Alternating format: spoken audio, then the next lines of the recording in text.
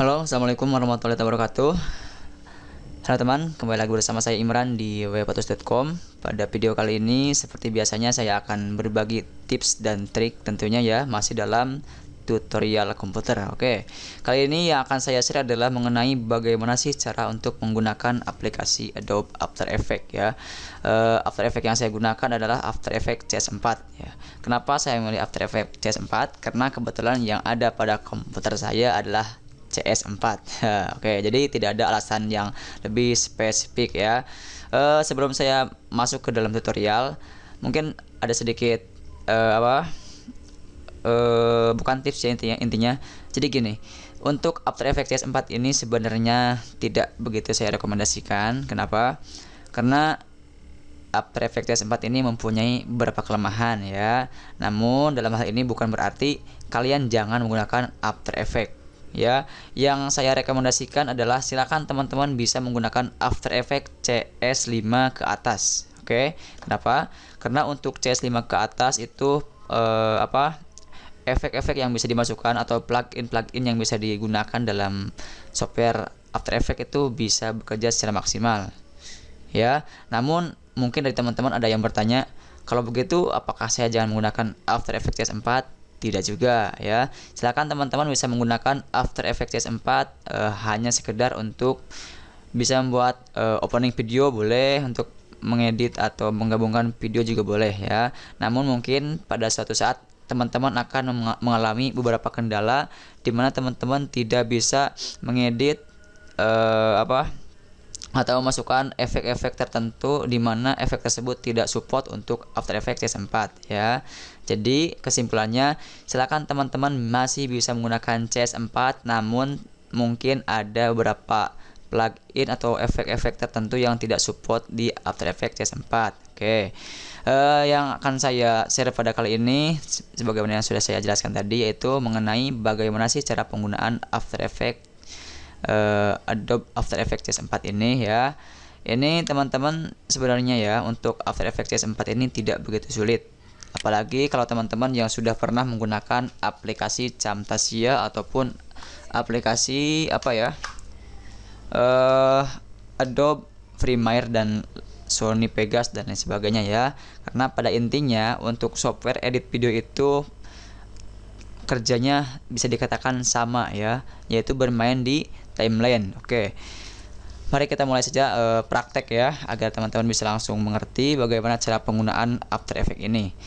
Yang harus teman-teman lakukan seperti biasanya adalah silakan teman-teman masukkan atau input video yang ingin teman-teman edit dengan cara klik file ya, klik file, kemudian teman-teman silakan bisa klik import ya. Oke, setelah itu silakan teman-teman cari video mana yang ingin teman-teman edit. Kali ini saya akan coba mengedit video yang durasinya tidak lama ya teman-teman. Oke. Oh iya, sebagai catatan, semakin besar ukuran file sebuah video, maka di saat teman-teman menginput maka akan semakin lama ya.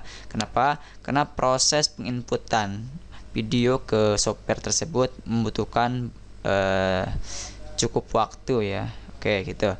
Jadi makanya jangan heran kalau teman-teman memasukkan sebuah video dengan file yang kecil, maka akan cepat sekali masuk ke istilahnya halaman atau ke software After Effects-nya ya. Itu. Saya akan cari video mana ya. Oke. Nah, ini. Tips Google AdSense ya. Video ini sudah saya publish sih sebenarnya ya ke YouTube. Jangan teman-teman bisa tonton di channel saya di www.youtube.com/Imran ya. Di sana teman-teman bisa melihat banyak video tutorial yang mungkin bisa teman-teman pelajari dan saya yakin akan bermanfaat untuk teman-teman semuanya ya. Oke. Kita tunggu sebentar. Kok ini nggak masuk ya teman-teman ya? Wow. Kita ulang. Invert ulang. Kayaknya sih ada yang salah nih kayaknya teman-teman. Ada yang salah kayaknya ya. Tunggu. Nah, oke. Di sini teman-teman bisa lihat ya. Video yang ingin kita edit sudah ada pada project. Terus yang harus kita lakukan sekarang adalah silakan teman-teman bisa seret ya atau drag ini video atau video ini ke timeline sini ya. Oke, sudah masuk. Teman-teman bisa lihat video yang ingin kita edit sudah masuk ke timeline. Ini sama seperti halnya di Camtasia ya, tidak jauh berbeda. Oke, terus di sini teman-teman bisa melakukan beberapa pengeditan. Misalkan gini ya, teman-teman ingin memberikan apa istilahnya sebuah shape ya atau rectangle ya. Misalkan teman-teman ingin membuat sebuah kolom di bawah sini nih ya. Misalkan gini nih. Ya. Misalkan seperti ini. Oke. Terus teman-teman mungkin ingin menambahkan sebuah apa? Menambahkan efek atau apapun itu ya. Nah, ini adalah save ya. Terus teman-teman bisa menambahkan teks dengan mengklik dengan mengklik horizontal tip tool atau tekan Ctrl T ya. Jadi teman-teman bisa lihat di sini ada beberapa menu yang bisa teman-teman gunakan seperti untuk geser ya, hand tool. Ini bisa teman-teman buat untuk menggeser ya. Terus ada juga di sini misalkan rotasi. Teman-teman bisa puter, oke. Sini rotasi. Ya, silakan teman-teman berekspresi lah sesuai dengan keahlian teman-teman ya. Jadi intinya kalau teman-teman ingin mengedit video itu perlu sebuah kreativitas ya. Jangan hanya meniru video orang lain, oke. Nah, terus di sini juga teman-teman ada tadi ya untuk teks ya, silakan klik sini, kemudian klik di sini. Silakan teman-teman bisa masukkan teksnya, misalkan teksnya itu webphotos.com ya. Loh, kok nggak ada tulisannya ya? Ini sebenarnya ada, cuma karena warnanya putih jadi tidak kelihatan ya kan. Teman-teman bisa memperbesarnya dengan klik ya, dengan klik. Nah, di sini kok kenapa kita mengklik teks cuma yang geraknya kenapa kolom rektangelnya gitu ya? Itu karena bisa teman-teman lihat timeline yang terseleksinya itu adalah pada shape layer ya. Jadi kalau teman-teman ingin mengedit webphotos.com, maka yang harus teman-teman select atau pilih adalah di timeline webphotos.com-nya ya. Oke, itu kan kita bisa menggesernya. Tuh, terus kemudian di sini juga teman-teman bisa memainkan misalkan gini, misalkan teman-teman ingin memunculkan webphotos.com ini pada menit ke-1. Gimana sih caranya? Sama saja teman-teman, silakan teman-teman bisa atur di timelinenya. Silakan teman-teman klik pada webphotos.com. Nah, di sini ini adalah sebuah tanda atau apa ya istilahnya ya, atau lama durasi untuk kata webphotos.com ya. Karena kita misalkan ingin memunculkan pada menit ke-1, misalkan teman-teman klik di sini ya, di timeline webphotos.com-nya, kemudian klik dan drag di yang berwarna merah sini ya. Klik misalkan di menit ke-1. Oke.